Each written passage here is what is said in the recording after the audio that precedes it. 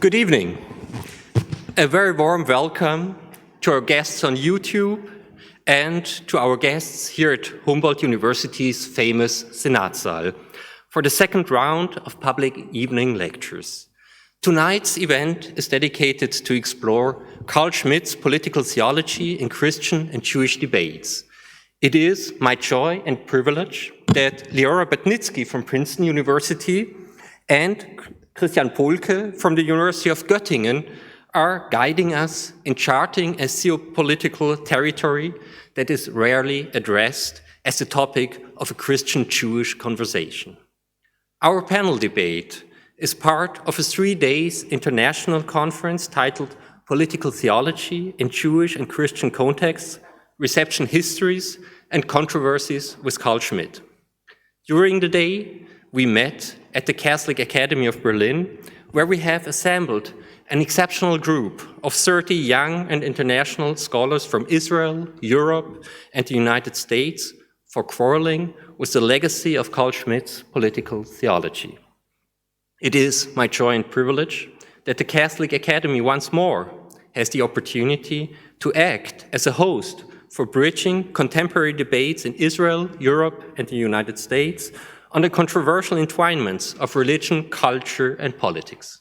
Foremost, I want to thank my partners in organizing this conference, Kama Ben Yohanan and Itamar Ben Ami from Humboldt University's Institut Kirche und Judentum, Vincent Lloyd, who is absent from the Political Theology Network in Philadelphia, and the Von Leer Jerusalem Institute, particularly Jochi Fischer and Ido Harari.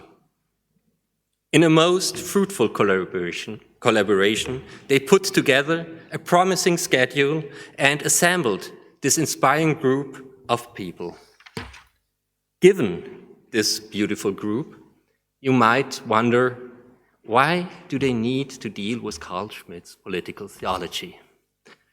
Isn't there a more pleasant and less obnoxious topic for bright and promising scholars interested in religion and politics?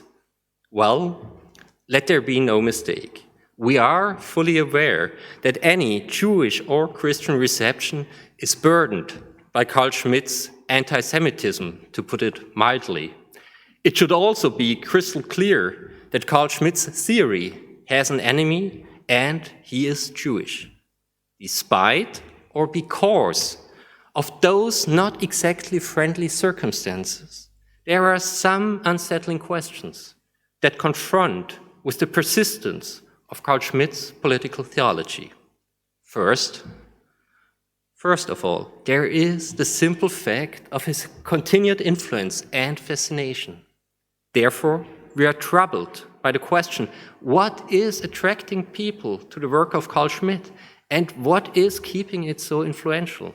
Second, when we are thinking about alternatives to liberalism and its impasses, we meet Carl Schmitt and also cannot avoid questions about alternatives to Schmitt's oeuvre.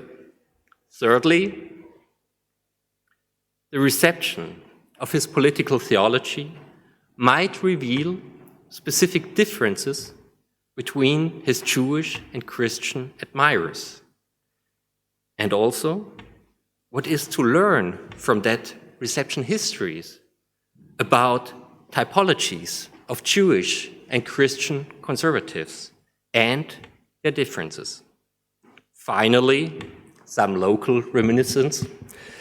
When in the 1960s, the Free University of Berlin hired Jacob Taubes as a professor and trusted with the task to continue the proud 19th century tradition of Wissenschaft des Judentums, which violently ended in 1942, he not only ignored such dissonant expectations, but started instead a conversation with the infamous crown jurist of the Third Reich.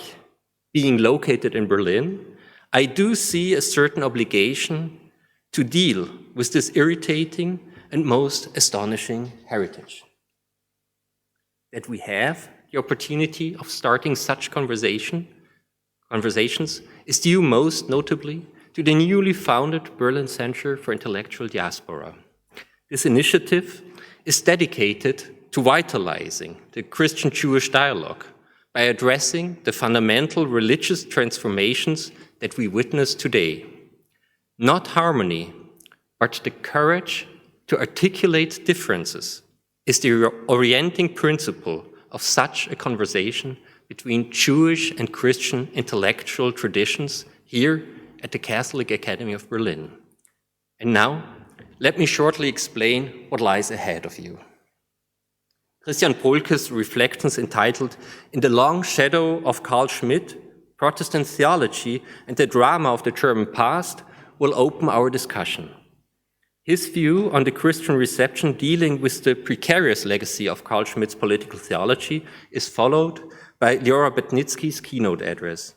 With Leo Strauss as her companion, she is introducing us to a Jewish political theology entitled The Absence of Redemption, Galut, Martyrdom, and Deferment in 20th Century Jewish Political Theology. I'm eager to explore with you those lines of thought. After giving their presentations, both are invited to react to each other, and you are strongly encouraged to participate in that exchange with your own questions. Before we get started, let me shortly introduce them to you.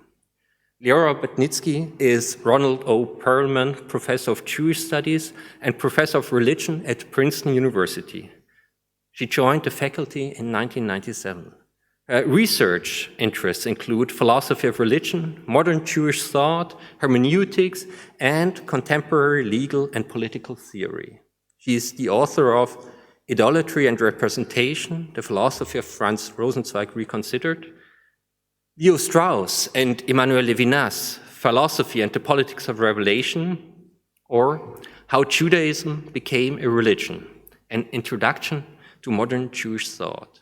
She is currently working on a book that I hope to present here when it's finished, on the Jewish apostate and Catholic saint Edith Stein, tentatively titled The Continued Relevance of Edith Stein for Jewish and Christian Self-Understanding. Now, Christian Polke. He is Professor of Systematic Theology at the University of Göttingen. His research focuses on social and political ethics, interdisciplinary anthropology of religion, and the doctrine of Trinity.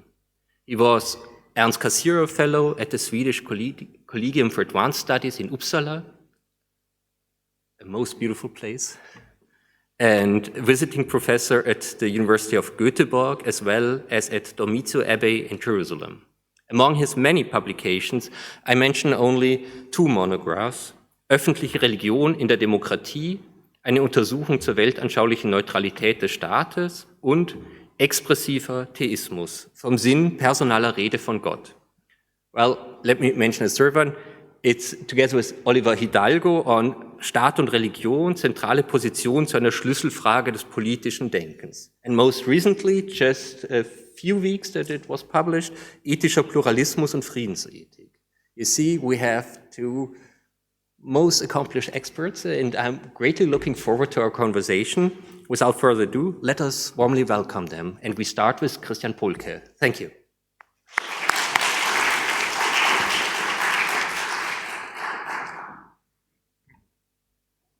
Yeah, good evening, everybody. Is that working? Yes? Okay. Thanks for the invitation, and I must excuse myself that I couldn't share with you the last 1.5 days, but I'm currently Dean of Study Affairs, and we are running the last week of our summer term, and then there are some more obligations for kind of administration man like me today. I am not a Schmitt scholar, so you will see my remarks are more tentative. Let's say it like that. Okay, I start, then it's better when we have enough time. In the Long Shadow of Carl Schmitt, Protestant Theology and the Drama of the German Past. Let me start with a personal note. Almost 3 weeks ago, my faculty in Göttingen presented a book that historically examined their role during the Third Reich. The results of this research program are somewhat revealing, but that should not play any further role here. One figure in particular is interesting in this regard, namely that of Emanuel Hirsch, professor of church history and later of systematic theology, but above all, dean in the years between 1932 and 1939. Hirsch, a völkisch-nationaler intellectual, wanted to become Göttingen, the theological faculty, for the first address for future theologians and pastors in line with the German national, or to be more precise, fascist revolution. Thank God he did not succeed. But in all the decisions that our faculty had to make in those years and beyond until the end of the war, Hirsch acted as a kind of guru eminence, and in the decades after the war with a view to history as what can be called the white elephant in German. In the long shadow of Emanuel Hirsch, that would also have been a title for the book that was published only a few days ago. But why use Hirsch here and now? Well, because the person of Emanuel Hirsch was and is intriguing for Protestant theology in a similar way as Carl Schmitt is for legal and political theory. Hirsch was even in old age completely blind, translated the whole of Kierkegaard's books and letters into German, and to whom we owe a history of Protestant theology since 1648 that is still influential today and is a kind of unique product of an intellectual lifetime. Hardly any of his contemporaries rivaled him in intellectual skill and erudition, a judgment that was roundly confirmed by his sometime faculty colleague Karl Barth. And yet, this profound scholarly figure, whose approach to a systematic theology suitable for modernity still has potential today, was a person deeply attached to the brown zeitgeist, who even after 1945 was unable to recognize any faults or mistakes for himself. Hirsch remained a nationalist and I fear as well an anti-Semitist right up to his end. Forced retirement for health reasons made worse things for him unnecessary. Perhaps these descriptions already make it clear where the parallels between Schmitt and Hirsch lie. Both were accomplished thinkers in their field, outstanding intellectuals in their profession, professors with an affinity to times, and also career-minded and eager for recognition. Genius and demon close to each other. Schmitt and Hirsch are just as debatable in their works to this day, or up to this day, as they appear despicable in their public actions before, during, and after the dark period of National Socialism. What the historian commissioned by my faculty found out in his investigations fits exactly to that phenotype of German full professor and intellectual who links his own talents with the claim to immediate public validity, no matter who or what governs. Hirsch, as well as Schmitt, intellectuals who have certainly noticed themselves. They have become a long shadow on their disciplines, theology and jurisprudence. No one can go past them. They were too brilliant in their craft for that, but no one can go with them either. By all rights, they were too fascistoid and zeitgeist savvy for that. Against this backdrop, I would like to describe a little more in detail below the long but largely silent shadow of Carl Schmitt's thought motives beyond his reception by Emanuel Hirsch in Protestant theology since 1945. So I will concentrate on Protestant theology. I will not do my own Schmitt interpretation, but rather proceed in terms of the history of ideas and motives. To this end, I will draw on the studies of Heinrich Meyer on the difference and common concerns of political theology and political philosophy in Carl Schmitt. Central to the understanding of the one who can decide on a state of exception, that is the sovereign par excellence, and the essence of the political, to which the absolute distinction between friend and enemy or foe belongs just as much as the totalitarian trait, politics is essential in the real sense, and the ideas of authority, revelation, and obedience are central for any political theology, especially in the footsteps of Carl Schmitt. None of these three elements or moments authority, revelation, obedience, can be missing in a political theory that knows that its proprium, the political, can never be had without a metaphysical dimension. And it is precisely in these elements, state authority, divine legitimation, qua revelation, and recognition of absolute binding law, qua obedience, that the latent as well as manifest continued effects of Carl Schmitt's theological political theory can be bundled in Protestant theology. Let me now give you a little bit a closer look to that. As is well known, Schmitt had referred to the apparent proximity between his concept of the political and the idea of sovereignty and in contemporary debates within Protestant theologies in the 1920s. When you see the preface to the second edition of Political Theology, you can see also that he mentioned the mark the main point of difference, the striking point of difference. Admittedly, quotation, in Protestant theology, another supposedly apolitical doctrine presents God in the same way as the holy other. End of the quotation. Who was meant by that talk of the holy other was, of course, Karl Barth and his friends in the so-called dialectical camp. Schmitt aptly recognized that Barth's alternative theoretical approach did not allow for any connections, analogies, or correspondences between God and the earthly sovereign, at least at the surface. This was, of course, different with Friedrich Gogarten, Immanuel Hirsch's faculty colleague and another dialectical theologian. His own theology and political ethics stood in the sign of radical criticism of secularization. Hirsch, as well as Gogarten, were coming from a national-minded Protestantism and were still suffering from the loss of the cultural hegemony of the unity of throne and altar. Therefore, they already were sympathetic to Carl Schmitt's thesis in the 1920s, although they viewed the Catholic extremism or authoritarianism, which was particularly evident in Catholicism and political form, naturally critically. But the recovery of the political as a category of the sovereignty of the state over its decline of the political as a category, but the recovery of the political as a category of the sovereignty of the state over its decline into a mere supreme bureaucracy in the sense of Max Weber, connoted with liberal constitutional democracy, was quite to the taste of those Lutheran-minded theologians, but not only to them. For the Prussian Protestantism of that time, in particular, was deeply imbued with a metaphysical thinking of authority as its DNA. The disgrace of Weimar also lay in the supposed victory of liberal democratic legal thinking. And of course, they knew exactly about the metaphysical agnosticism, even anti-clericalism, of a legal positivist and democratic theory, like Hans Kelsen, Schmitt's adversary from the very beginning. Incidentally, it is instructive for the reception of Schmitt's treatise Political Theology, how it is used, for example, in Gogarten's Political Ethics from 1932. On the one hand, Gogarten affirms Schmitt's critical view of Marxism and the economism and scientism associated with it. On the other hand, he quotes from Schmitt's treatise on political theology in the context of a misguided understanding of rule, which for him, Gogarten, is also related to a false understanding or mistaken understanding of freedom.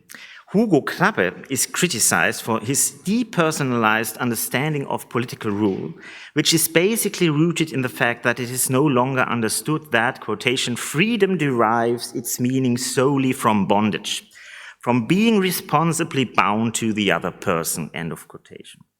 Those who write in this way know that domination is ultimately sovereignty and that it is connected with the who decides on the exception. The personalized version is also decisive for Schmitt. Rule as sovereignty belongs to someone, not to something, or even worse, to a collective.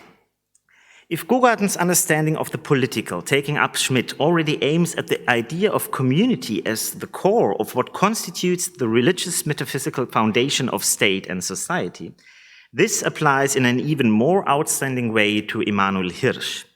Hirsch's review of Schmitt's treatise criticizes Schmitt for starting too little from the idea of community and instead focusing on traditional dogmatic concepts, omnipotence, miracle, and so on.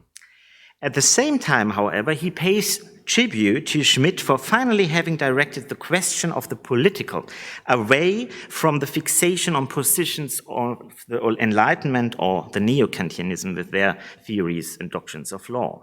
He even claims to have formulated the core sentence of political theology: all significant concepts of the modern theory of state are secularized theological concepts, in his own little text on die Reich-Gottes-Begriffe des neuen europäischen Denkens from 1922, in this or a similar way in advance. Schmitt could therefore certainly provide inspiration for the nature of state and society and their understanding. Where exactly did these inspirations lie, as they subcutaneously shape Protestant discourses far beyond the Third Reich? I will name 4 elements that form something like a constellation of ideas. Firstly, with the concept of the political, including its basic guiding differences, friend and enemy, the intrinsic value as well as the holistic aspect of the state or the political order was renewed. Only against this background, then, secondly, does the emphasis on the elements of authority and obedience make central sense. Both incidentally correlate, in particular, with Lutheran views on the nature of man as sinner and the function of political authority as a divine instrument of power containment. Thirdly, Schmitt's correlation of metaphysical concepts and theological connotations plays a weighty role for the theory of the political. The classical theistic God who works miracles and to whom omnipotence is attributed as absolute sovereignty can be wonderfully combined as a normative criterion for Christian theology and ethics with that negative interpretation which associates modern democracy with its constitutional structures and its pluralism of opinion with deism. Even more, in the case of Karl Barth, one can argue that only this hard theistic concept should have brought him to the either-or which was necessary in the church find, God or the Führer. And finally and fourthly, the voluntarism and decisionism associated with Schmitt's position is based on a historical theological figure that allows the authority of divine revelation to be liquefied in such a way that it is always again decisively sized and implemented in obedience in the respective situations and hours that are the kairoi. In particular, the vocabulary of the historical theologian Hirsch, the author of German's Fate, 1920, and the present situation in the year 1933, from 1933-4, breathes the spirit of Schmitt. It is sentences like these: there are opposites of good and evil, God or devil, between which there is an either-or in life and death, which knows no synthesis and no higher third, which Protestant theologians of the interwar period have affirmed and whose mindsets and mind maps they were also able to pass on, even if no one wanted to remember Carl Schmitt after 1945, let alone their own deeds in the dark years of the Nazi regime. Because at the cradle of political theology stands the conviction: without a metaphysical moment, that is, without theology, no politics, and without God and sovereign, no law and no morality worthy of its name, that is, demanding obedience instead of merely calculating benefits for all. That is why Schmittian receptions in certain theological mentalities of Protestantism can still be found under a completely transformed gesture in the post-war Western Germany. The Second World War, the Shoah, and the German catastrophe radically changed Protestant theology in this country. However, this is only true in the long run and in the long term. It was by no means as if Protestant churches and theology had moved away from their skeptical attitude towards democracy or democratic systems immediately after 1945, at least not in those parts that tended to be more conservative. But even under more left-wing theologians, the experience with people's rule, seen as the basic aspect of every democracy, during the period between 1933 and 1945, the dark period, to a reservation towards a more radical democratic order or to more radical democratic ideas. However, Carl Schmitt as well as Emanuel Hirsch were superficially forgotten, especially since it was now easier for Protestants to distance oneself from the supposed Catholic thinker Schmitt. Nevertheless, there were hidden continuities that demonstrate the influence of thoughts Schmitt stood for. I would like to recall 3 systematic points here. In one way or another, they all have to do with coming to terms with the German past. And each also stands for important aspects, I think, of Schmitt's thinking. First of all, precisely because one saw the failure of the Weimar Republic and the idea of Führer's state, both rooted in the Volksgemeinschaft, Protestant theology and ethics henceforth emphasized above all the necessity of a constitutional state in accordance with the moral substances of the divine commandments, especially in the Ten Commandments, quite in the line also of Karl Barth's theology. The rule of law has to be shaped by substantially Christian morals. Therefore, the idea of pluralism of values and such a radically open society was rather alien, particularly when they suspected of creating political disorder, which once again made it possible for a new leader, in the sense of Führer, to take on the social chaos. From this, and in profiling against Catholic natural law thinking, Protestant theology often shared the skepticism towards value pluralism, which was part and parcel of any order of political liberalism.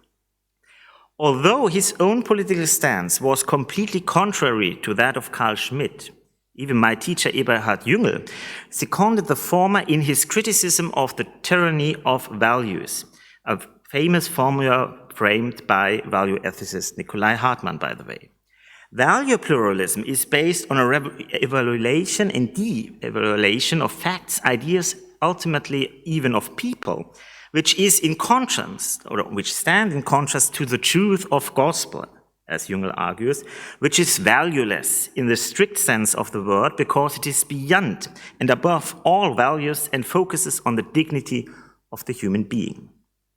Schmitt, in turn, saw in value thinking and its emphasis on social pluralism in a liberal democracy nothing other than the confirmation of his diagnosis expressed in the 1960s, quote, "The age of statehood is inevitably gone." As much as the differences in political orientation and purpose are obvious, there are latent similarities. Democracy is still mostly characterized by or in danger of ethical relativism, which can also degenerate into dictatorship, for the better for some, for the worse for the other, even if it is supported by the democratic majority. It is therefore not surprising that the influential thesis of Ernst Wolfgang Böckenförde, a social democratic jurist who was a kind of late student of Carl Schmitt, according to which the liberal state lives on moral preconditions which it cannot guarantee itself, was widely picked up in Protestant theology and ethics, and even more so within the church. The idea that the state needs substantially a common moral culture on common, mostly religious Judeo-Christian grounds was used as a justification for the containment of pluralism, even of values, at least for constitutional culture and the political order. But keep in mind, now for entirely different motivations. The aim was to prevent a relapse into the barbarism of contempt for human beings. The fact that they used motives that Carl Schmitt also used was largely left out.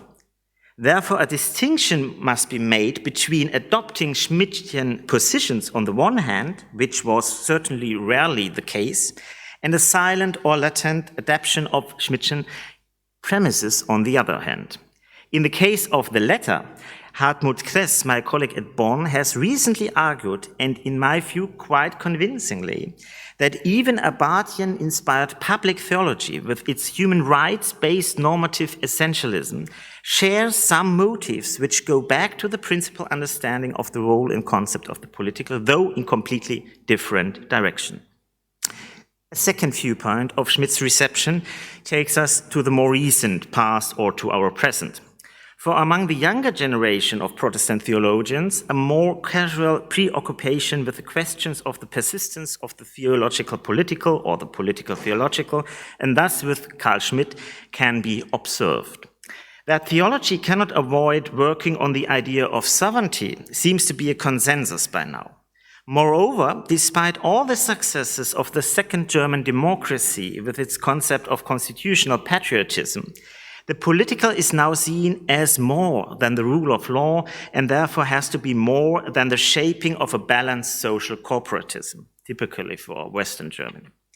It is therefore not surprising that the left-wing reception of Schmitt, as it has been taking place for decades, especially in France and the US, has not failed to have an effect on Protestant theology in Germany. The political requires the imaginary, and even if sovereignty is only tenable in the mode of depotence, theology or even theological elements in the concept of the political can be made fruitful as an instrument of ideology critique, as an inversion of Schmitt's ideas, as it were. Whether one can thereby escape the spirit of Schmitt, or even wants to do so, would have to be discussed. In this case, one is almost willing to say, nemo contra Schmitt, nisi Schmitt ipse.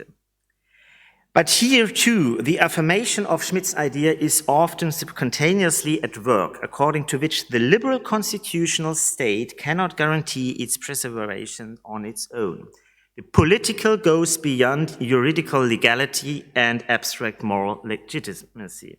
It is dynamic as precarious states are, always in progress and process, and yet dependent on situational decisions in which the sovereign, now the people, not the Führer or the absolute state, emerges.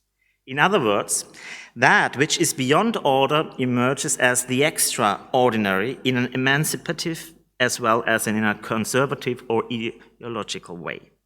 What is fascinating about Schmitt here is his art of pointing to the exclusive power of political ideas and the political imaginary in a kind of deep hermeneutics of formally theological concepts.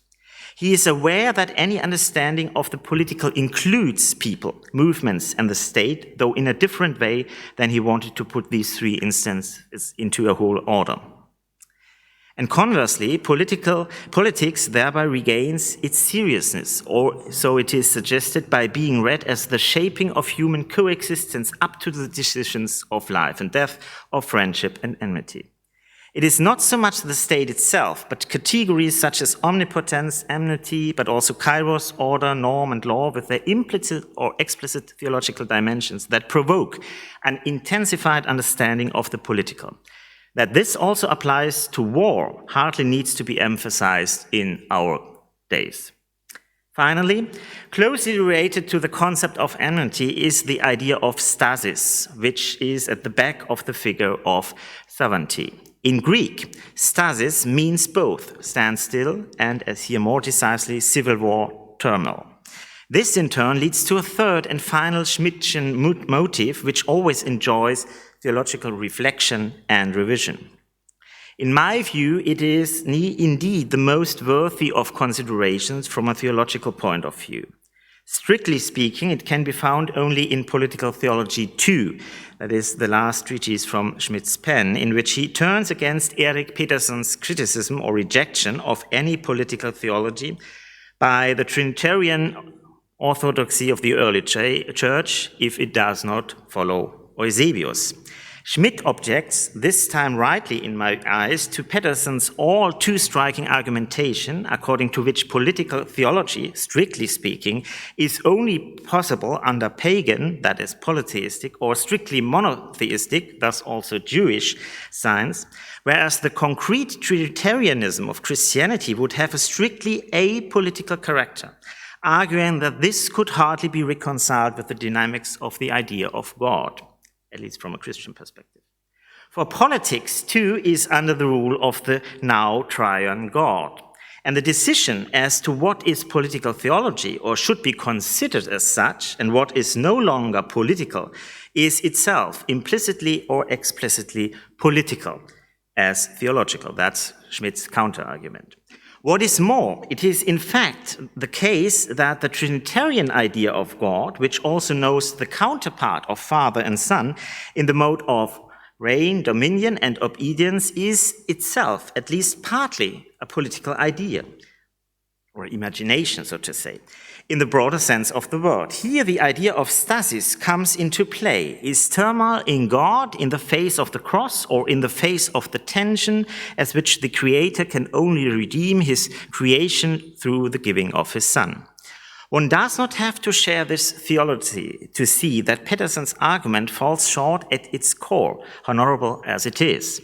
Above all, however, a social doctrine of the Trinity does not simply justify democracy or the separation of powers, as one can sometimes read, whereas strict monotheisms would lead to Schmittian authoritarianism, to dictatorship, as it were, as the only remaining form of salvation of the political and thus of its metaphysical religious substrate.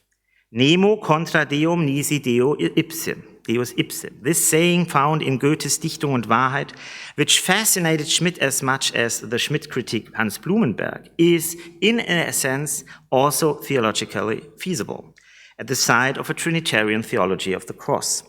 But even in this, he will not do without categories that in essence also form the basic framework for Carl Schmitt's theory and thinking. In addition to power and obedience, these are also enmity. Being the enemy of God is another word for being a sinner. But one will then also have to say that overcoming stasis in God no longer follows Schmittian instructions. God is not understood as the absolute sovereign, not even in the overcoming of the human rebellion against him. Powerlessness is not a category of political theology, at least in the Schmittian sense, but it is part of the deportance of the divine potestas absoluta, which means more than being bound by its own divine law, the potestas ordinata. It is rather a change in the idea of power away from the state of exception and towards the dynamics of empowerment through a permanent overcoming of enmity. It should become clear that all these 3 points mentioned above must always be read against the background of a critical reflection on the dark German past in the 20th century. Thus, this is perhaps somewhat easier to understand with regard to value pluralism and to depotentiating the idea of sovereignty than with regard to the Trinitarian debates about God. However, does a rereading of Schmitt thus bring back the theological political, if it was gone at all? And can left-wing Schmitt interpretations be made theologically fruitful?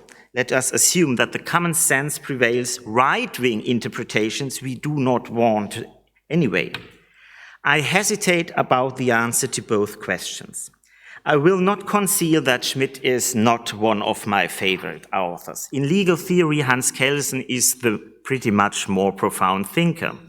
In order to understand what is imaginary about the political and to leave democracy not only in the controlled channels of a constitutional state, one can refer to other authors in the recent history of ideas such as Cornelius Castoriadis or John Dewey. However, one will not be able to deny Schmitt his intellectual acumen. He saw something when he drew attention to the structural and conceptual analogies, though less so to genealogies, between the vocabularies of theology and of the theory of the state. But he can also be seen as a cautionary example to consider what it means when one gives in to the drive of the political and is no longer able to contain it in its totalizing pole or even postulates it programmatically. Indeed, there is nothing to be said for ignoring hard, seemingly irrational and negative aspects of the political, or for understanding them as mere aftershocks of a reality not yet fully approximated to the ideal theory. But one will have to count the demythologization of the idea of sovereignty, just as the desecularization of the political, nevertheless to the core business of theological ideology critique. This task is never finished. What Hans Blumenberg said with the regard to the Enlightenment applies to it as well. It is a continuing critical officium. I end, or rather I break off here and simply join the unfinished questions of Heinrich Meyer, which should lead especially those to an answer who want to keep it with the program of a political theology in the spirit of Carl Schmitt, or is a left-wing scholars with its left-wing scholars and interpreters. By the answers, one will be able to recognize whether we are ready and able to step out of his shadow without any silence. Quotation: From the standpoint of political theology, morality, politics, and revelation are united in history, just as obedience, courage, and hope are united for political theology in humility. Yet does political theology succeed in combining morality, politics, and revelation such that it is able to give historical action a concrete orientation? Does political theology thereby live up to its own claim? Can it ever live up to it? Or should it attest its humility by itself, admitting that such a venture cannot be realized? Of what value would it be then? And what would depend on it? To what end would it be then a theory? Thank you.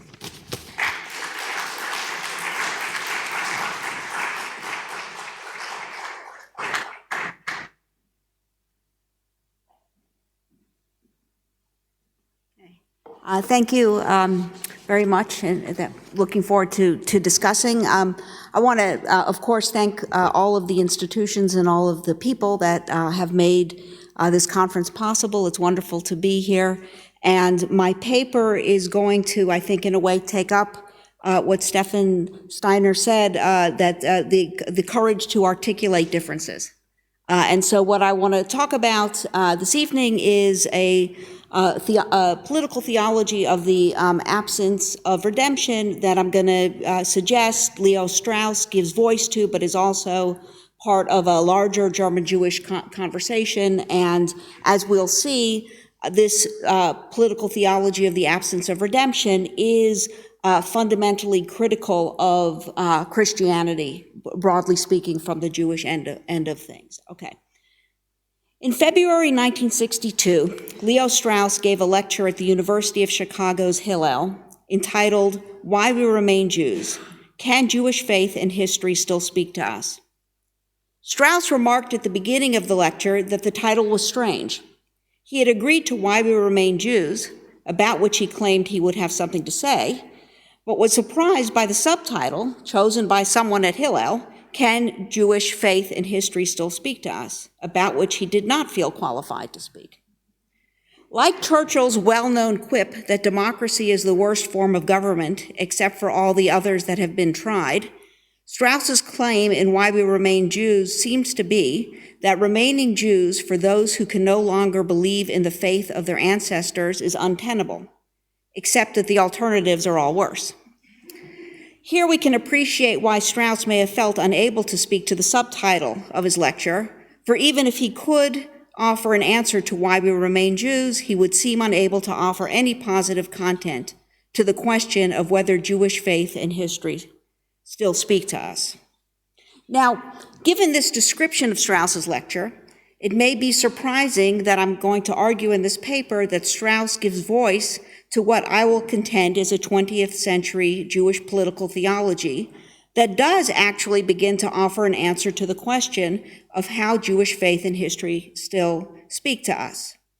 This political theology, I will suggest, is captured by Strauss's statement in Why We Remain Jews that, quote, "The Jewish people and their fate are the living witness for the absence of redemption. This, one could say, is the meaning of the chosen people. The Jews are chosen to prove the absence of redemption," end quote. Using the term political theology to characterize Strauss's thought is unexpected. But as I will argue, this is only surprising because the reception of Strauss remains ensnared with Schmitz. The first and last task of this paper will be to disentangle Strauss from Schmitt. To do so, I'll flesh out 3 points about what I contend is Strauss's political theology of the absence of redemption, and each of these points brings Strauss into conversation with one of his German Jewish contemporaries. So these are the 3 points. The first, the rejection of Christian triumphalism, which brings Strauss into conversation with Franz Rosenzweig.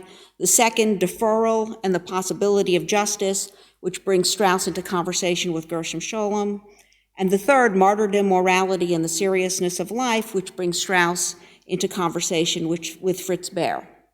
In the conclusion of the paper, I will consider 3 ways in which a Jewish political theology of the absence of redemption might begin to dislodge not just Strauss from Schmitt, but also Schmitt's hold on the rubric of political theology.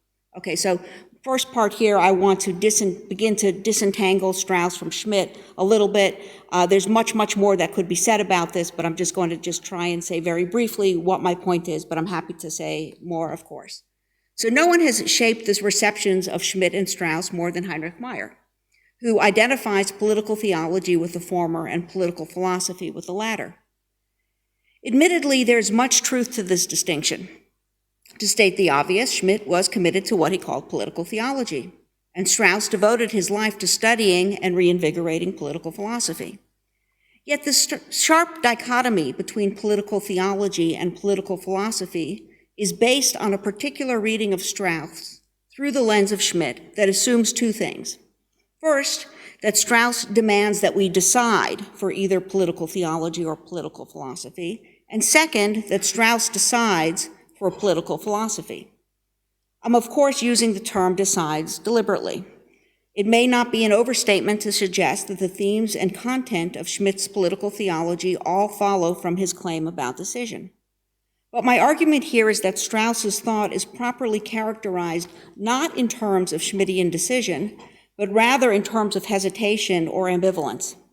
Remarkably, as Eugene Shepard has noted, in his eulogy for Strauss at the Van Leer Institute, one of the sponsors of this conference, Scholem portrayed Strauss as a man benaf to love, meaning a man of agitations or hesitations.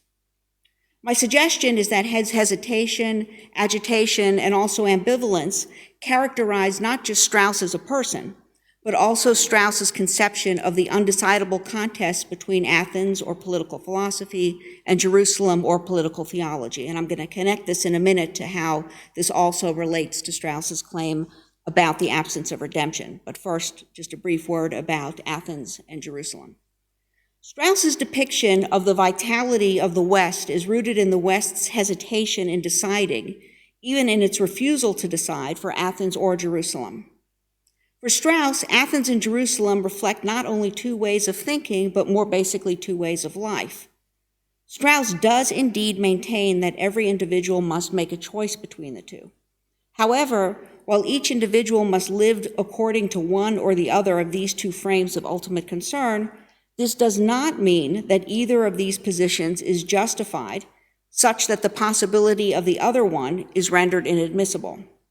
It's the very structure and character of the choice that forbids Strauss or anyone else from excluding the possibility of the other. Put a little bit differently, it's only because both are valid that one can speak of a choice in the first place. So here I won't really go into this argument in any more depth, is simply to say that the opposition for Strauss between Athens and Jerusalem is real, and that the opposition is undecidable from outside of the frame of each of them. Hesitation, agitation, and also ambivalence characterize Strauss's conception of pre-modern rationalism, and of Maimonides in particular. Maimonides is Strauss's paradigm of true rationalism because, according to Strauss, Maimonides critically conceives the relationship between Athens and Jerusalem not by synthesizing them, but rather by acknowledging the challenge and limits that each poses to the other. Strauss's claim about the absence of redemption is connected to his hesitation in deciding for either Athens or Jerusalem. And I'm trying to make this connection here. Here, too, Strauss's engagement with Maimonides holds the key. Strauss's political theology, I want to suggest, is found not in Maimonidean prophetology, as some have suggested, but rather in the rabbinic Judaism that Maimonides both shapes and is shaped by. This rabbinic Judaism is predicated on the end of prophecy, and it's fundamentally an exilic Judaism. Following Maimonides, Strauss's fundamental premise is that the Messianic era is not here. We remain in a world that is not yet redeemed. For Strauss and for Maimonides, exile itself is not only a real political condition, but also a theological one. Strauss explicitly links the absence of redemption to exile or galut, which he defines once again in Why We Remain Jews, as, quote, the notion that there is something, a deep defect in our situation as Jews, and this deep defect in our situation as Jews is connected with a deep defect with the situation of man. This was an implication of the traditional Jewish faith, end quote. Exile is a theological political condition that happens in a space and time saturated with hesitation and ambiguity. Put somewhat differently, exile is the time and space in which we wait for a decision that has not yet been made. So the takeaway from this is that I've tried to make a connection between the hesitation that marks Strauss's account of the relationship between Athens and Jerusalem and his account of galut, or exile, which is a time and space saturated with hesitation and ambiguity. This connection helps us to begin to disentangle Strauss from Schmitt and to begin to fill out this political theology a bit more by way of Strauss's engagement with Rosenzweig, Scholem, and Baer. So now I turn to what is the first point, which is against Christian triumphalism that brings Strauss into conversation with Rosenzweig. Now, Christian triumphalism is at the heart of Schmitt's political theology. And I'll just give a couple of examples here. Schmitt argues that the Catholic Church embodied the ideal of political theology because it, quote, represents the person of Christ himself. God became man in historical reality, end quote. Christology is essential to restoring legal personality for Schmitt after Kelsen, and decision for Schmitt is not just akin to miracle, but to God's incarnation reenacted in the Eucharist. But nowhere is Schmitt's Christian triumphalism more evident than in his interpretation of Hobbes's contention, about which we've heard some discussion of this the last couple of days, in the third book of Leviathan, that, quote, the one article of faith, end quote, necessary for the sovereign is, quote, Jesus is the Christ, end quote. Schmitt's twin theological and political premise is that Christ has already come. It's this premise that Strauss rejects. According to Strauss, the absence of redemption means that Jesus is not the Christ and that redemption has not come. So galut is the absence of redemption, and this is galut itself, the rejection of the Christian claim that redemption has come. It's the rejection of Christian triumphalism. Strauss's statement that the Jews are the living witness for the absence of redemption clearly echoes Augustine in linking Jews and Judaism with witness, exile, and the unredeemed nature of the world. And this is, of course, I'm sure people are familiar, Augustine's analogy to the Jews being like Cain and wandering, this is what I'm referring to. For Augustine, the necessary degradation of Jewish exile is witness to the truth and reality of Christ and also provides an answer to a vexing question for the early church. If the Redeemer has come, then why is the world not yet redeemed? For Augustine, Jewish denial of Christ stands in the way of redemption, but Jews also witness, despite themselves, the prefiguration of Christ's coming in God's covenant with them. Now, Strauss revalues this theological political constellation by providing a different answer to the question of why we remain in an unredeemed world. So this is Strauss, again, from Why We Remain Jews, quote, the Christian assertion that the Redeemer has come was always countered by our ancestors with the assertion that the Redeemer has not come. One can perhaps say, and I say this without any animus, that the justification of Judaism in its fight with Christianity was supplied by the Crusades. One only has to read that history as a Jew to be satisfied with the fact that one is a Jew, end quote. Strauss's mild disclaimer, I say this without any animus, is an attempt to blunt what is in fact a very sharp Jewish response to Augustine's political theology. Historical Christian violence against the Jews displays the lie at the heart of Christianity. Christian love is actually hatred. If the Redeemer had come, such suffering born of hatred would no longer exist. It is in this sense for Strauss that the Jewish people and their fate are the living witness for the absence of redemption.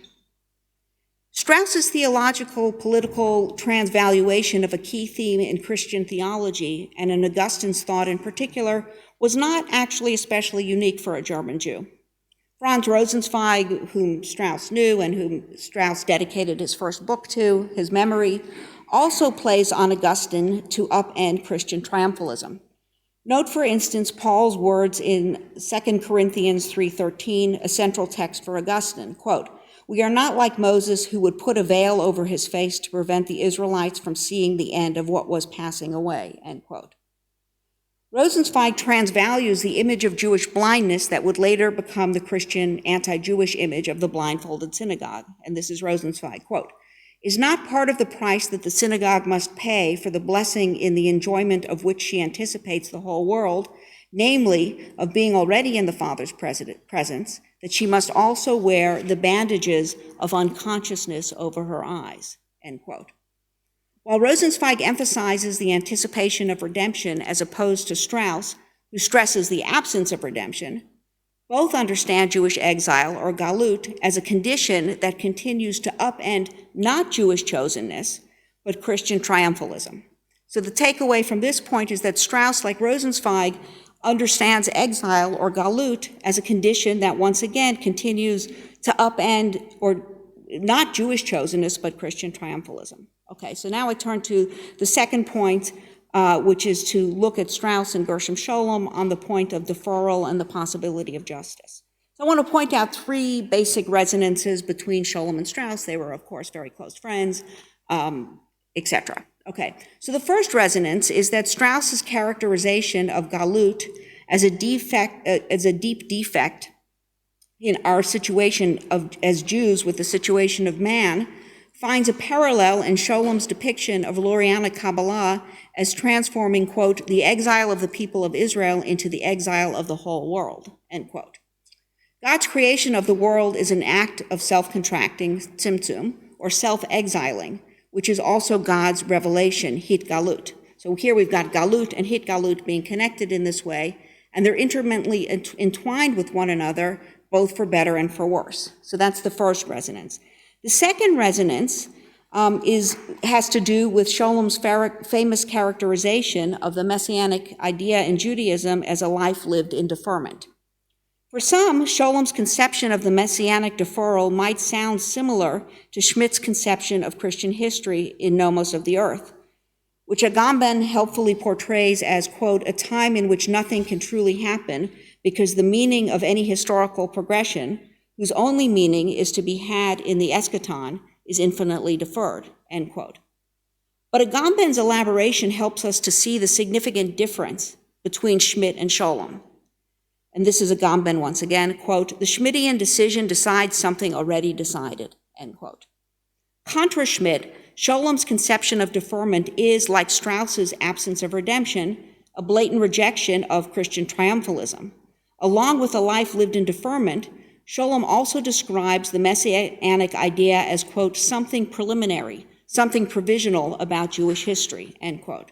For Scholem and Strauss, the Jewish refusal of Christian triumphalism means that something new, something truly new can happen. The future has not yet been decided.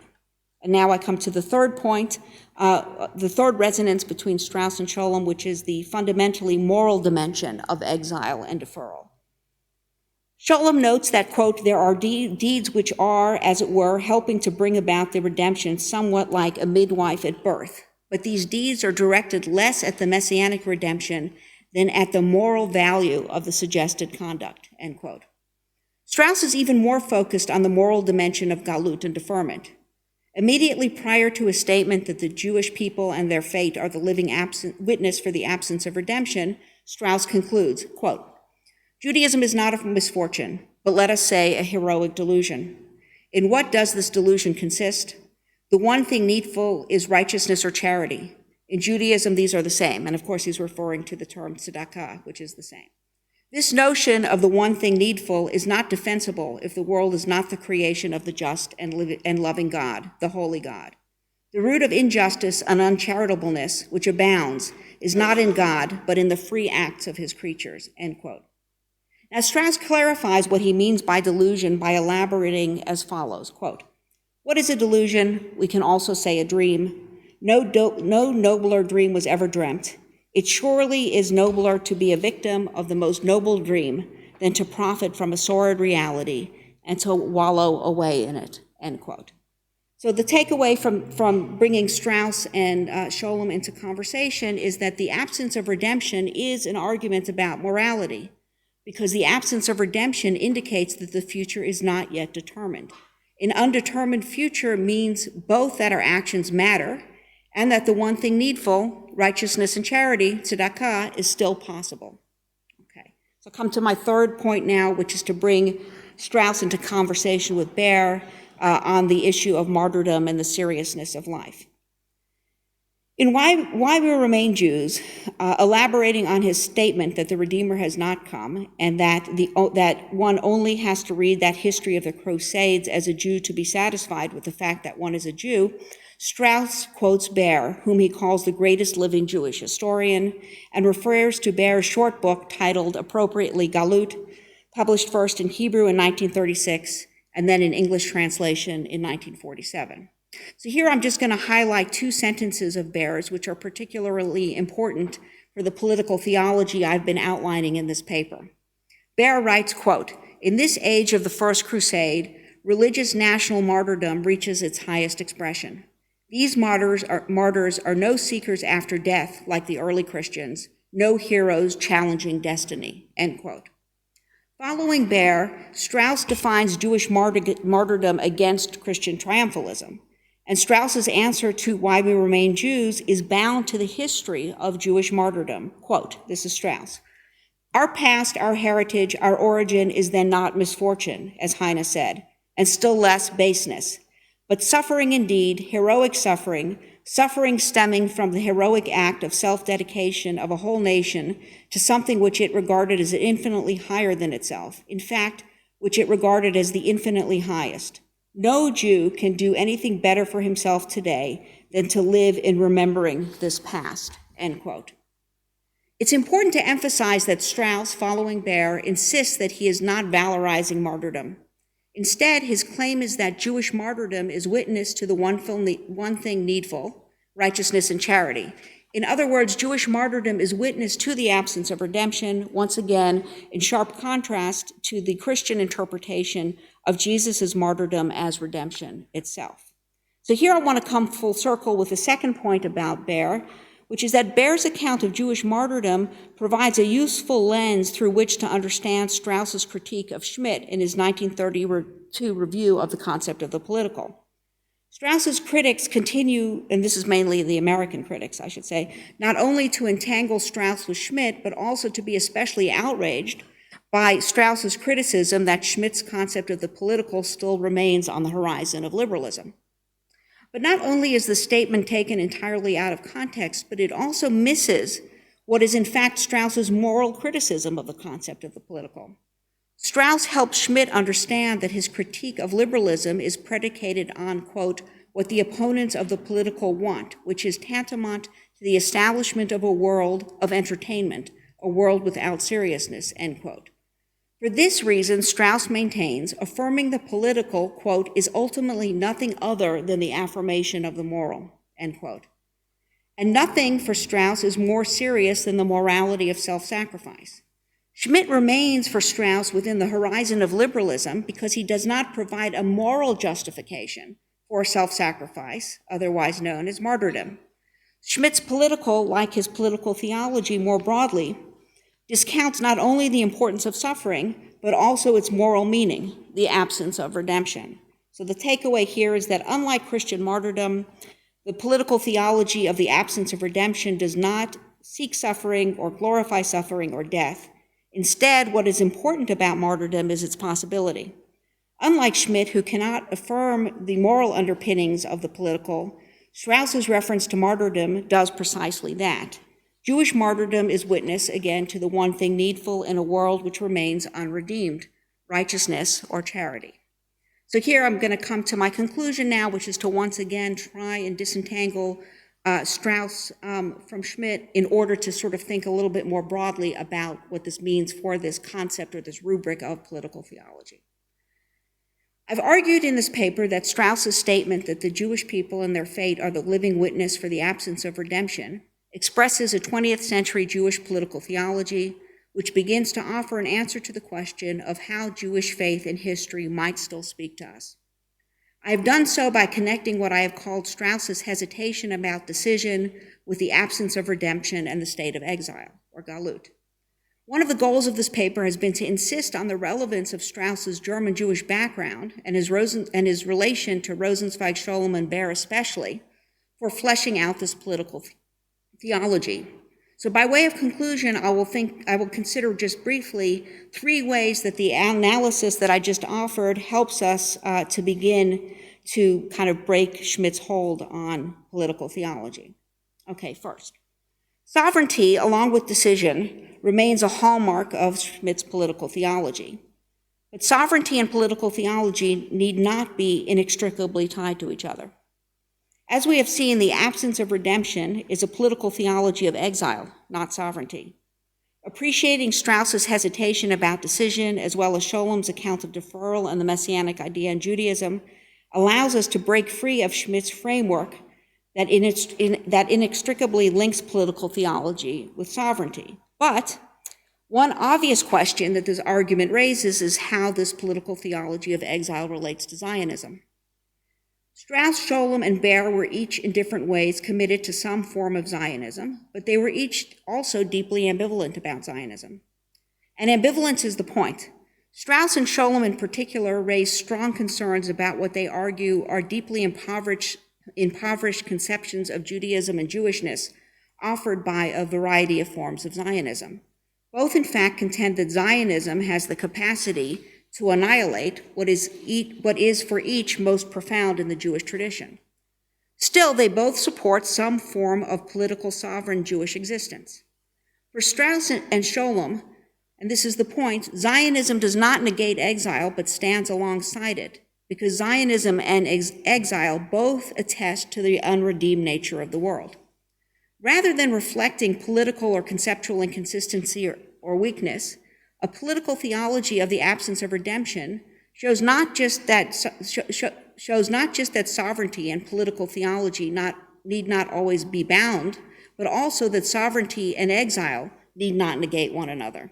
In the 21st century, hesitation about the absolute decision for sovereignty or exile may well be the most honest and compelling response to many of today's theopolitical difficulties.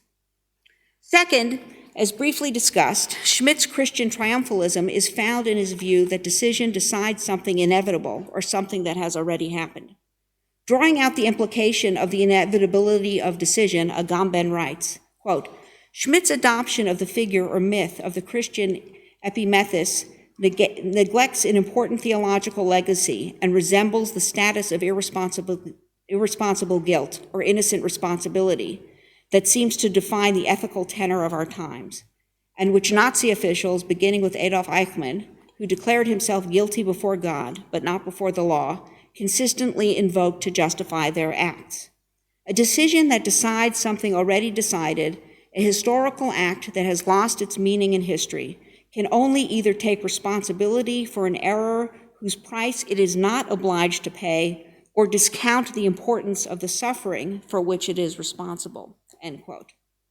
Schmitt's Christian triumphalism, to be sure, reflects at best a distorted Christian theology. Nevertheless, a rethinking of Christian triumphalism, at the very least, makes room for more robust non-Christian political theologies, while also challenging anyone interested in a Christian political theology to reassess a Christian conception of time for the very sake of the possibility of morality. As we've seen, at stake for both Schollem and Strauss in rejecting Christian triumphalism is nothing less than human freedom and moral responsibility, which also means bearing witness to the significance, though not the inevitable necessity and certainly not the desirability of human suffering. This brings us to our last point. Hesitation about decision and deferral more generally do not imply standing still and doing nothing. Rather, they suggest that until the Messianic era, all decisions or actions are at most impermanent or provisional. Hesitation and deferral mean that we remain in the position of always beginning again. While I would not include her thought in the 20th century Jewish political theology of the absence of redemption described in this paper, Hannah Arendt's musings on beginnings seem particularly apropos here.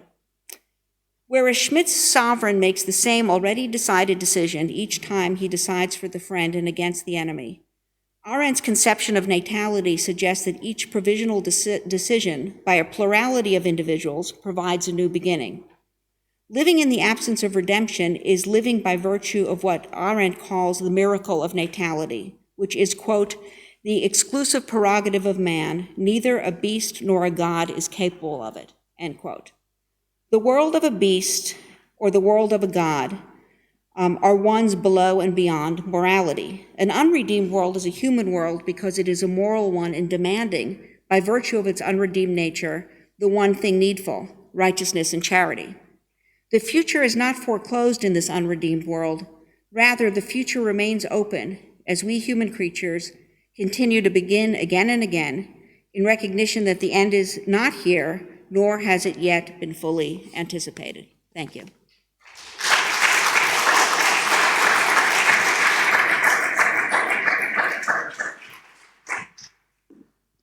Well, thank you so much to both of you for those inspiring and fascinating talks.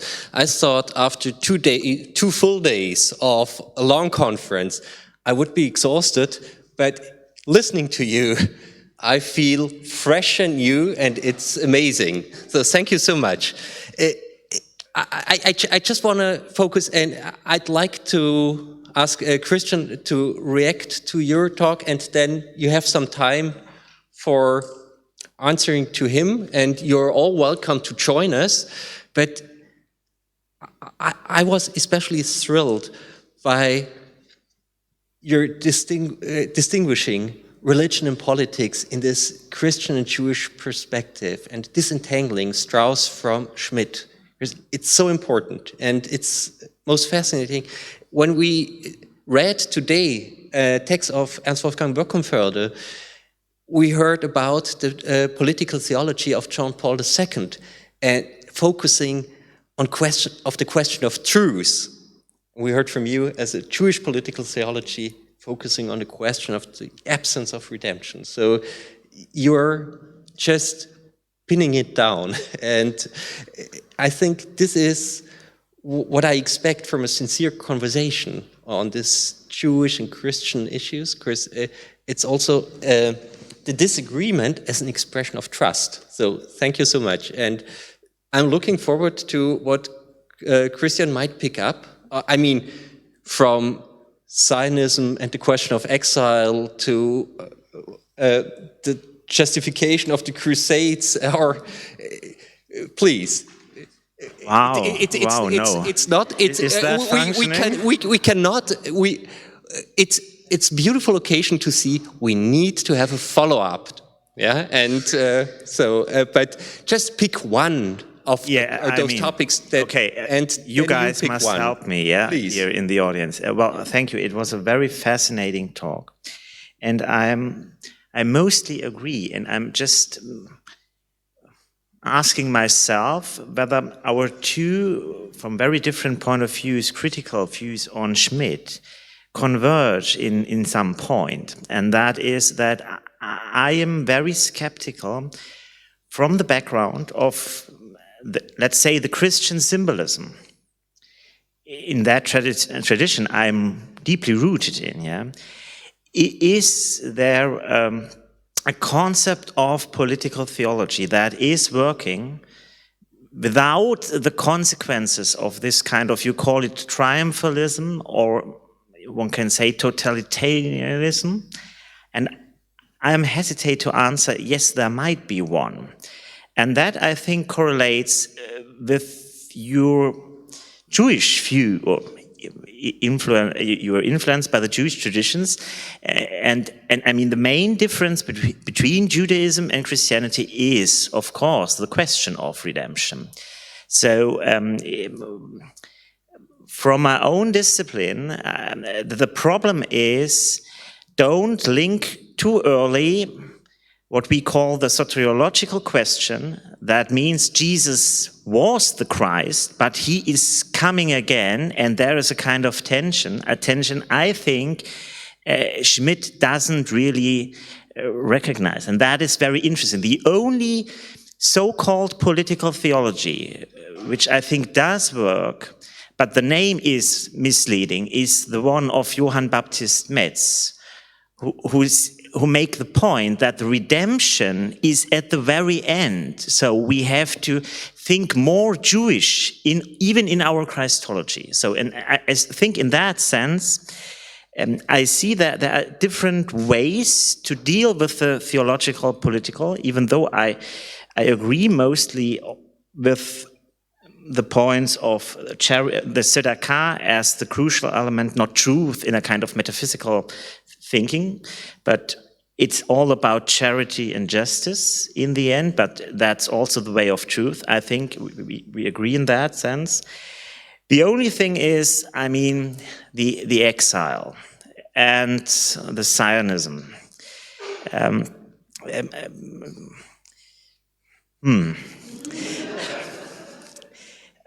I am not a Zionist, of course. I'm not sure whether I am in the exile, sometimes at my university, but that's a different story. Maybe you can pick that point up and explain a little bit more what that means, the point of the transformation of the exile of the chosen people into the exile of the whole world. This is a kind of negative universalism, and there is also, as in every concept of universalism, the danger that it is going into a kind of triumphalism. Yeah, maybe that's enough. Okay, thank you. And thank you for the very generous response and also the very generous response. So let me maybe say something about the last point you made first, which is about a kind of triumphalism. I think there's an important distinction between Strauss and Scholem on this issue. I think Scholem does describe it as what you quoted, that was Scholem. The exile of the Jewish people is the exile of the world. Strauss describes it the other way, that the Galut is an epitome of the defect in the human condition. And so I prefer Strauss's way of putting it. Now, that said, you know, Scholem is, I don't want to though, because I prefer it, say, well, therefore that's the quote unquote Jewish view. I don't think it probably is. I think, you know, Scholem is really working with Kabbalistic sources, which are, for sure, one could call them triumphalist in the way that I've been describing their view of Christianity. So I agree with you that I think the milder claim that Galut is an epitome of this defect in the human condition, I think to me is much more compelling. Now, as for the Christian triumphalism, maybe let me say this just to clarify. I certainly didn't want to be implying two things. I don't want to suggest that Schmitt represents Christianity, just to be very clear. I think I said that, but I just want to be even clearer. And second of all, I don't want to suggest that any of the figures I'm talking about, Strauss, Scholem, or Baer, have a particularly sophisticated view of Christianity.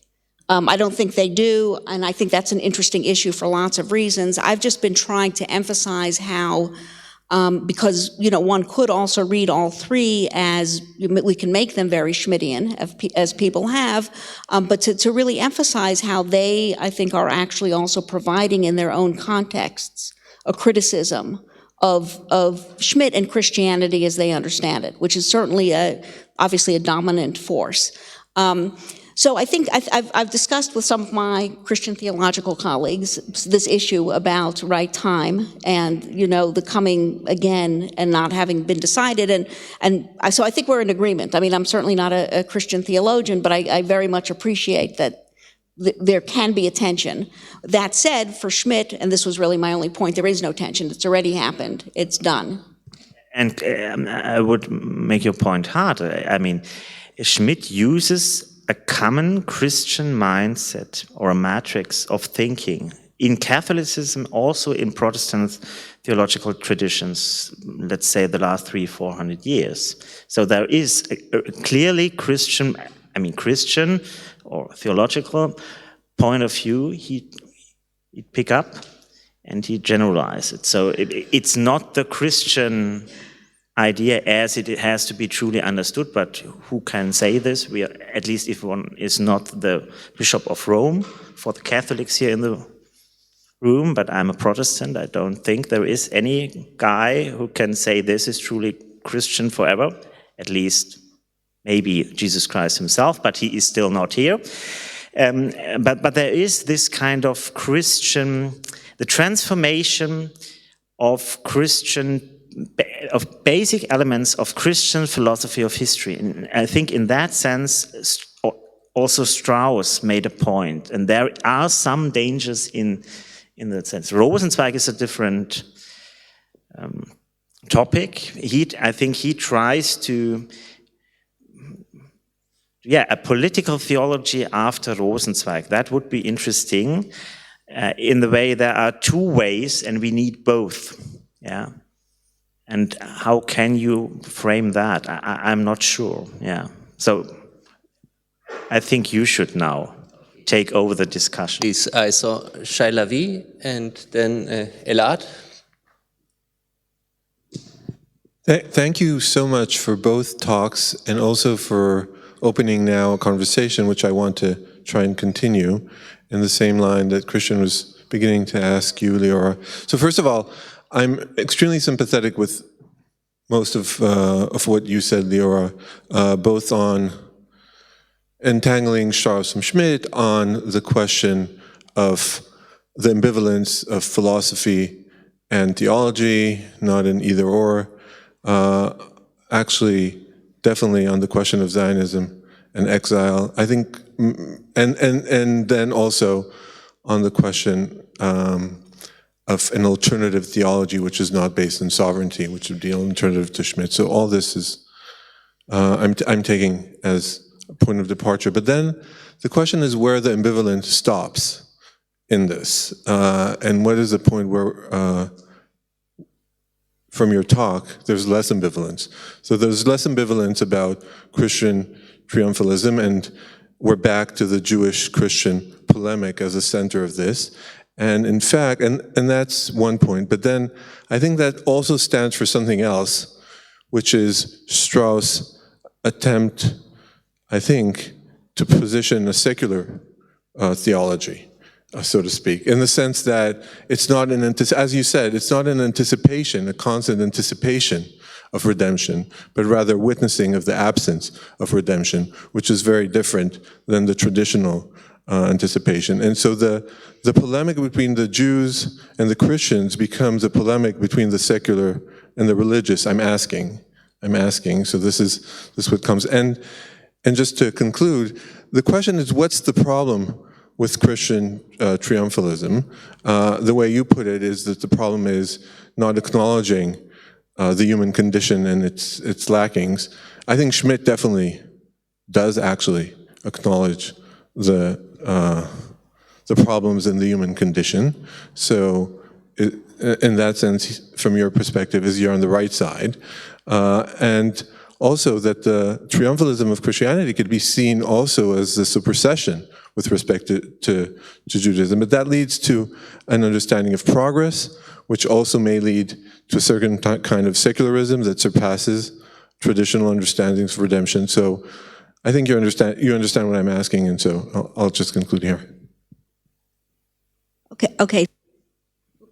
Okay. So just on I'll also go with the last point first, which is that I think Schmitt certainly does see the problem with the human condition, for sure. But I think what I was saying more than that, what the problem with the triumphalism, I think is at least as it's being described by the figures I'm looking at, is that it's a denial of freedom and morality. And so it's taking away human agency. And this is, of course, we could go back to kind of have a very large question and discussion about original sin and how this relates and doesn't relate, and that's obviously a very, very big issue. But I think that's really the point of difference, is that the German Jewish thinkers I'm focusing on, I think, do have a certain conception of human freedom and responsibility that I think they're emphasizing certainly far more than Schmitt, who doesn't have that. As for the question, I'm not sure I understood the first question about sort of the secularism. So were you saying that Strauss, because it's the absence of redemption, it's secular? So I think that's an interesting question, and I'll answer it by saying that I think ultimately, even though I argued that Strauss has a political theology, which really was for the point of conversation, I think at the end of the day, he's far. He does not have that theological element of the traditional faith, because it's much more extreme than anything in the tradition, because he doesn't really talk about, we can contrast him to Rosenzweig here, this anticipation of redemption. It's all absence all the way. So I think in that sense, I think Strauss doesn't really have much to offer if someone who wants to do that. I think he'd want to resist calling that secular. I mean, he actually thinks secular is incoherent for a variety of reasons.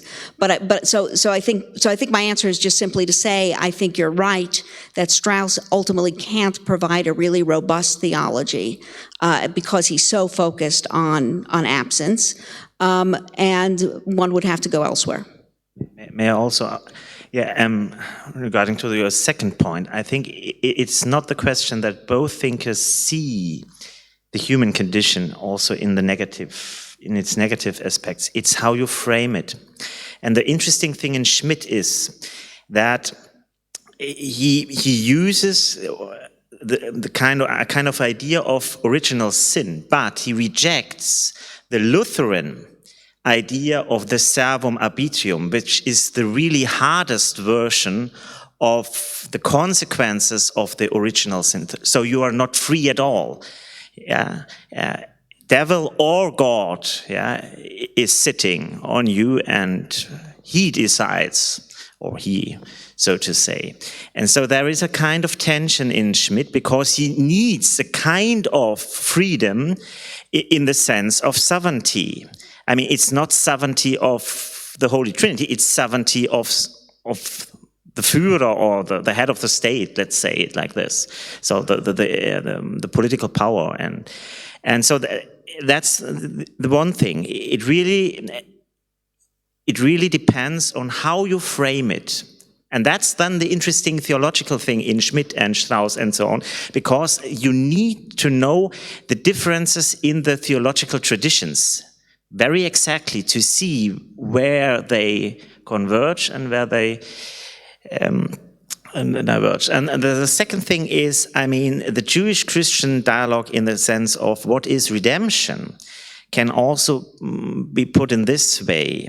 In the center, and that's a point of Metz, I like Metz very much, is we are so concentrated that redemption goes for the sinner, not the sufferer, not the people who suffer. I mean, this is an argument goes back to Cohen, to say redemption is so helping, getting empowered and overcome the suffering. Christian traditions focus on the sinner, those who rebel again, who do the rebellion against God. And I think Schmitt is very much fixed by that idea. Rebellion, chaos, that is something which is really, I mean, we need the catechon. Elad.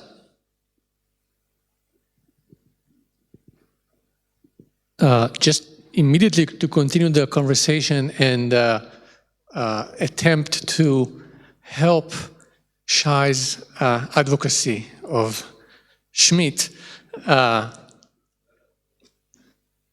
know it's not exactly the point, but nonetheless, to continue the idea that there is a difference precisely between the fact that we know who is the Redeemer and the fact that we are still not redeemed. The world is not redeemed. We're still living in a state of sin. Man is still evil. And I think for Schmitt, it's very important. That's the entire point of the catechonic politics. And it's interesting, I will just continue the conversation by asking you, Liora, wouldn't the whole point of the decision is precisely the moment when, yes, you have to make, it's not a technological world, it's not just a neutral reason, but you do have to make a decision, you do have to take responsibility, you have to decide who is your friend, who is your foe. Isn't there nonetheless some kind of a moral agency, which would not be the same, but I guess as the Jewish thinker that you were mentioning, but nonetheless, it is something that goes in this direction. And to Christian, I will just add that it's not only the question of anarchy, it's also Schmitt himself criticized some kind of a Christian triumphalism in, for example, humanism. Right? The modern humanism, he criticizes it not because it's anarchist, because they think they are in a redeemed world. Maybe can we have a second voice? So Asaf, because there are 4 more questions and I take 2 and 2. Yeah. Asaf, Tamari. So, thank you. Okay, thank you. I think this is to some extent continuing Shai and Elad, and I think the point, I mean, framing this as framing redemption as a question of a hesitation about decision or decision that hasn't been made is really intriguing. And so, first of all, historically, I wonder to what extent is this a good description of Jewish understandings of Galut? And it's not just a Sholem who relies on Kabbalistic and therefore, I don't know, exotic, but I think it's very inherent, this at least ambivalence to the ability to have agency in regard to redemption. I'm not sure this is necessarily triumphalism. The notion of agency is not triumphalistic by nature necessarily, and then I would ask how you would bring in Benjamin. Maybe you don't want to do so, but the feeling is that someone who has an interesting point on the question of decision, and in that sense, and maybe in more conversation with Schmitt, is Benjamin in this sense, even of recognizing the moment of danger and so on. And lastly, about Schmitt, to continue the advocacy, I think Schmitt is not so much a triumphalist Christian because he sees the conflicts of 16th century Christian theology as the instigator of the decline of Europe, almost. So in that sense, it's interesting to see how conflict within Christianity is really important to him in understanding European history. Thank you. Should I start? Because most of the questions are for you, I think. I mean, I'm not a Benjamin scholar. That's a good, interesting question.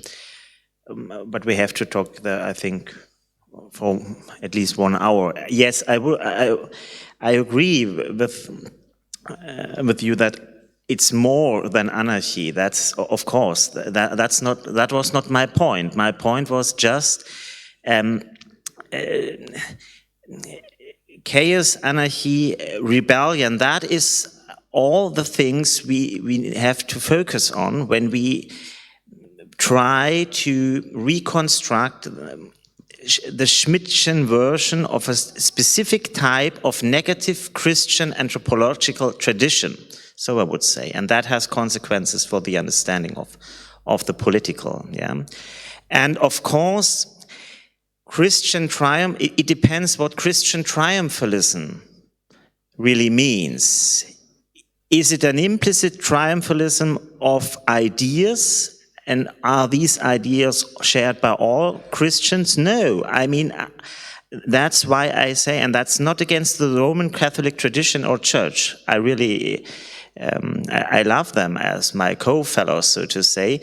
But Schmitt's version of Christianity, and that is also interesting for his reading of the history of Christianity in the early modernity and in the modernity and afterwards, is he is an Catholic authoritarianist.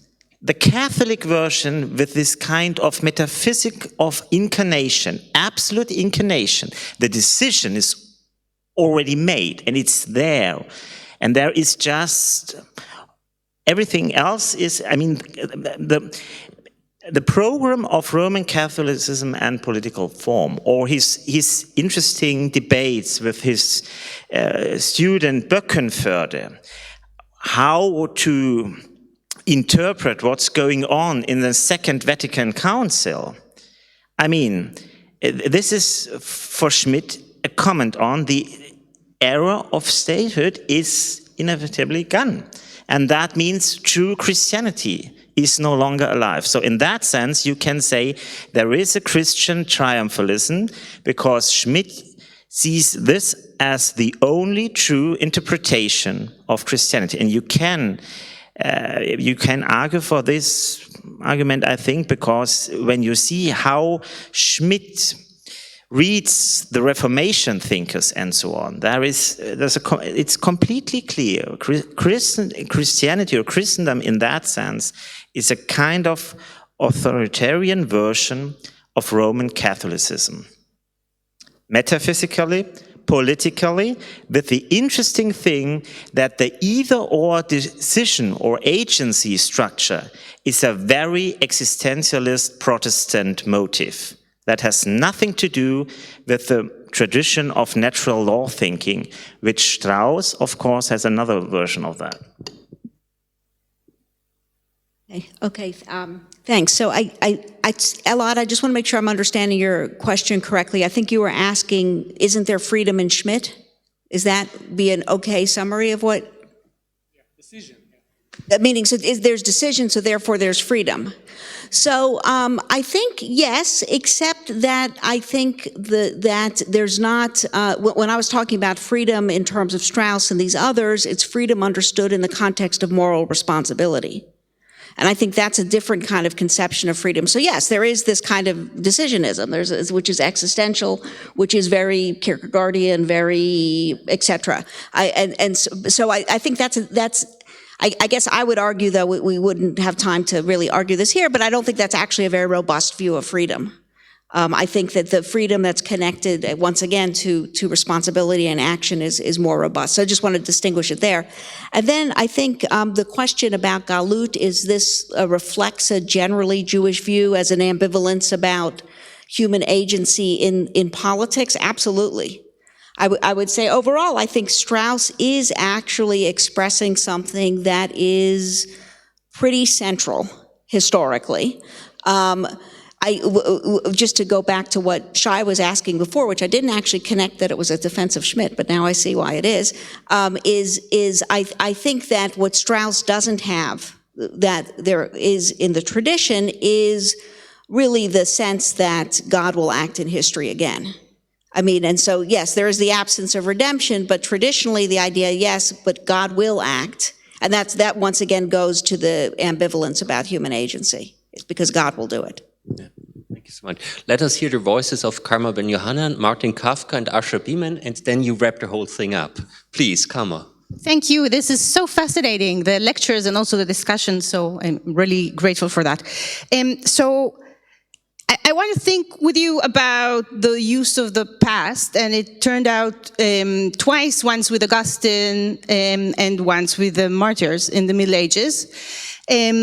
So yeah, it seems to me now, Liori, you're just mentioning it, but exile it seems that it's a bit romanticized, because it was quite despised when we think about the martyrs of the Middle Ages. It's not that they, of course they did what they did, but the idea of reversal and taking the place of Christianity was very central there.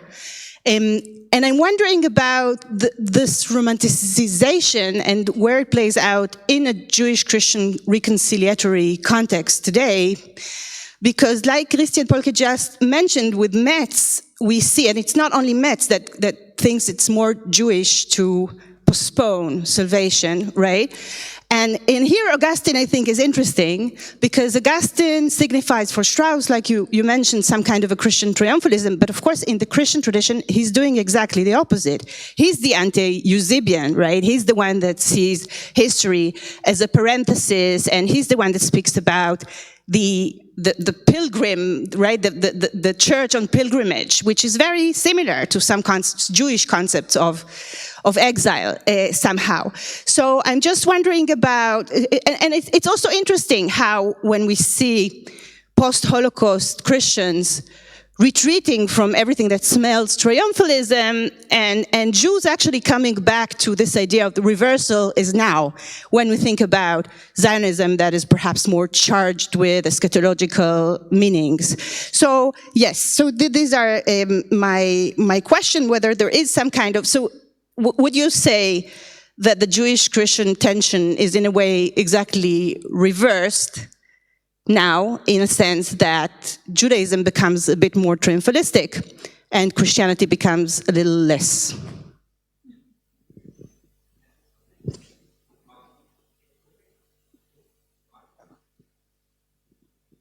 Thank you both. That was great. I'm so used to hearing talks during the pandemic that my instinct is to press rewind on the YouTube screen. So I'm sorry if I've misunderstood you both. I'm out of practice.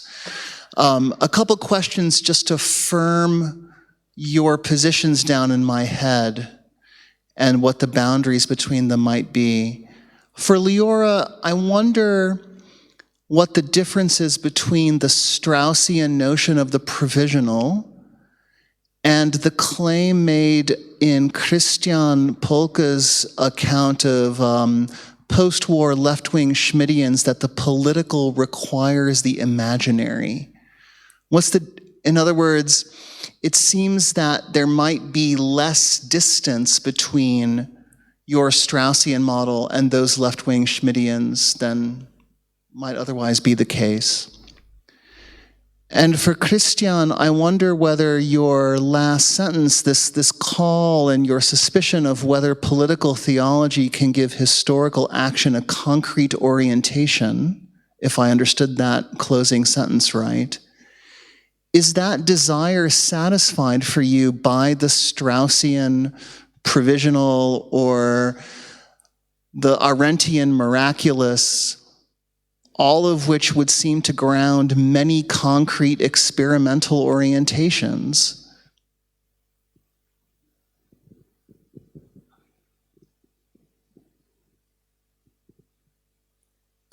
Thank you for both your presentations. I'll try to be brief in my questions, but there are two small questions.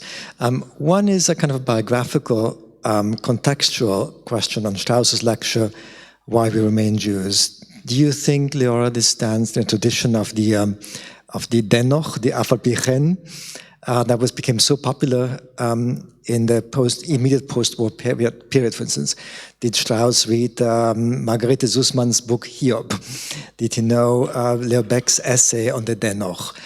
So is there a connection in terms of placing it in a certain genre of literature that existed at that time?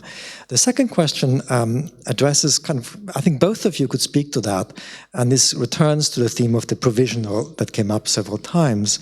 And I'm very sympathetic to this reading of Strauss, and the absence of redemption forcing us to the provisional, enabling us for the new, enabling us for beginning again. Of course, new beginnings, beginning again is also a strong Christian theme.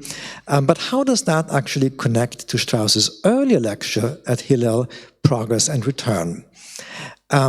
So that seems to be a kind of, well, I could say more about that, but I think I'm wondering how's the new square with the idea of return and rejection, really, of progress as the provisional in this particular lecture.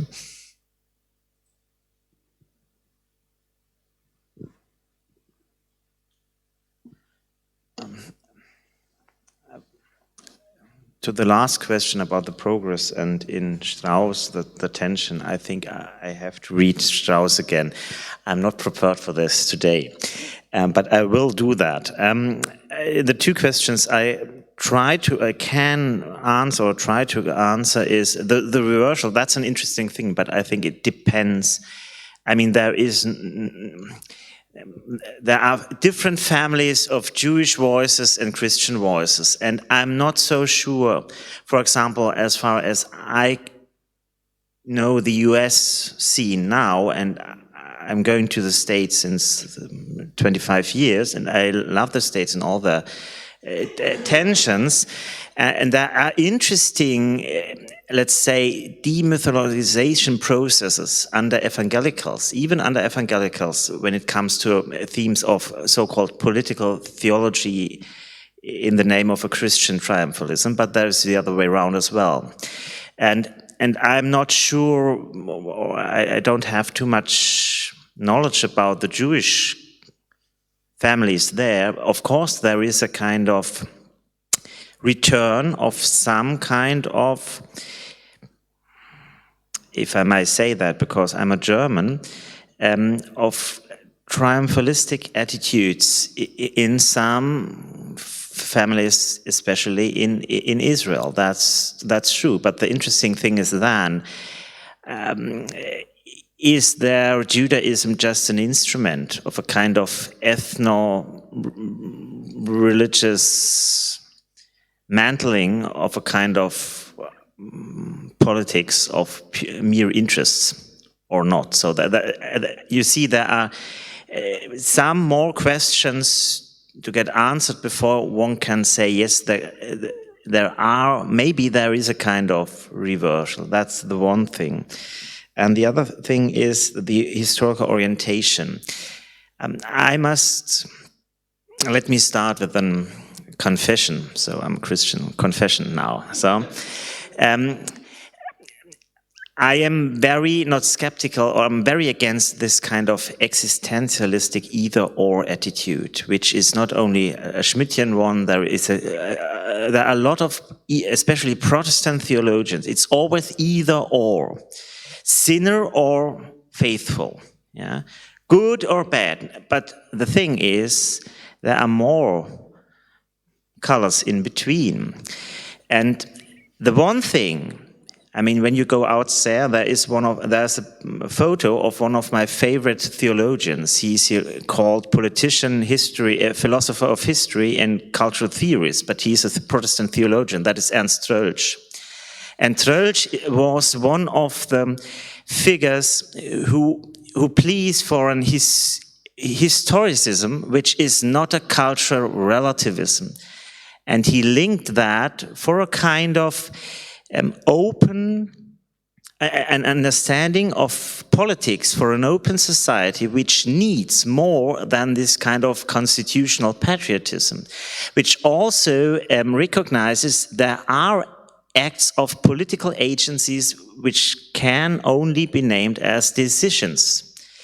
But the way to get to that point and to balance arguments and views and interpretations of the situations, that's the most important work to do, even for a politician.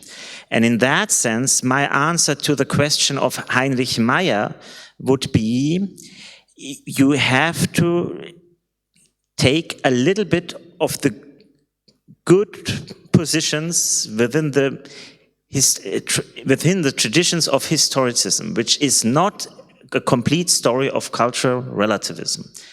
That means, for a theory of politics, it's about morals, it's about decision, it's also about critical cultural theory and philosophy of history, which is deeply influenced by historiography. So that would be my answer. This is not a theological answer. The interesting thing is then, can you develop, like Troeltsch did it for his time, can you develop, and that's an interesting question for Jewish and Christian theologians, can you develop out of that a tentative provisional theology that take seriously that God still participates in history? And that is maybe also a part of a political theology, but which is a complete different thing. Maybe this would be the direction in which I would go. Okay, thank you. So I'll begin with Karma's question. So I just want to make sure I'm understanding correctly. When you were talking about romanticization, you meant a romanticization of exile, right? Because it was not very good, Right. So I think that's right. No, I think that's right. I don't actually think, I was trying to suggest, I don't actually think it is, and this is where I think, I want to say two things about Zionism in this context. So I think it's significant that, certainly some people do romanticize exile, but not these figures. So I think that what's interesting about Strauss, Scholem, and Baer is they're all very much focused on a certain notion of galut for the reasons discussed, but they all also do support, let's just call it some kind of Jewish self-determination. We don't have to, get necessarily more specific than that, because we're in a different context now, so I don't think it doesn't translate so easily. And so part of what I was trying to suggest is that instead of looking at this with which one, of course, this happens a lot in Jewish contexts, it's either exile and now the exile is over, that would be the triumphalist thing, is to see Zionism or just Jewish political self-determination, let's just call it that, as actually part of the exile. And so part of what I think all of them do in different ways, but I think Strauss does the most, interestingly enough, is I think he's deeply against the idea that Zionism could in any way be redemptive or in any way actually be Jewish.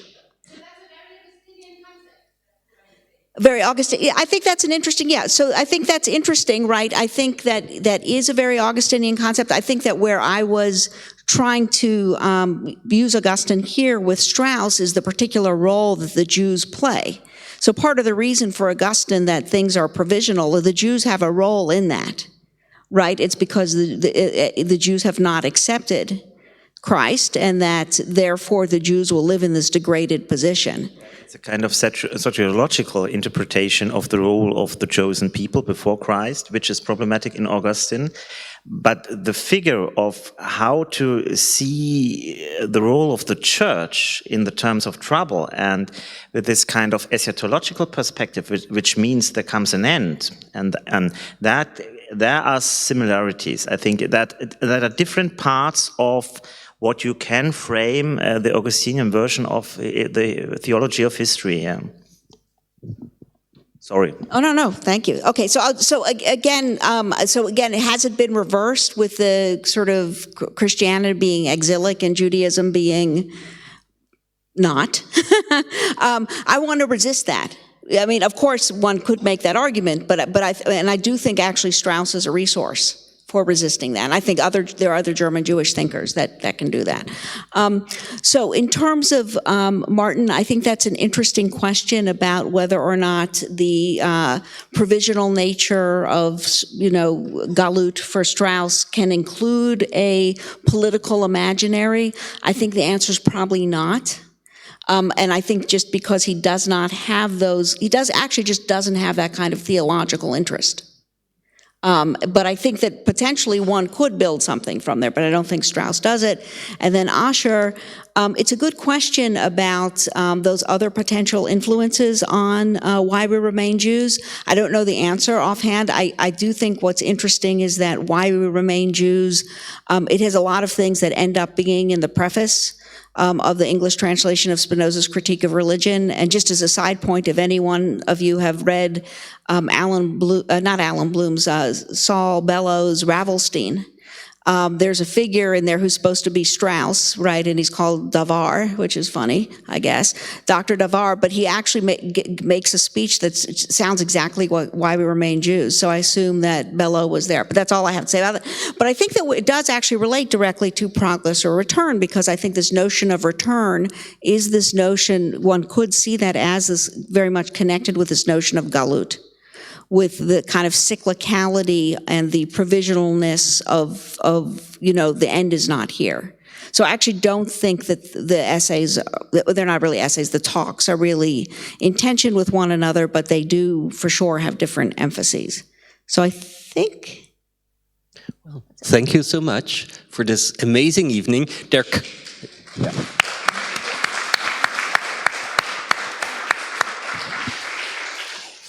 As you said, there comes an end, but it was a brilliant demonstration of what a vivid Christian-Jewish dialogue may look like. And so from understanding Zionism with Augustine to discovering Leo Strauss as an icon of Jewish Christian understanding, maybe.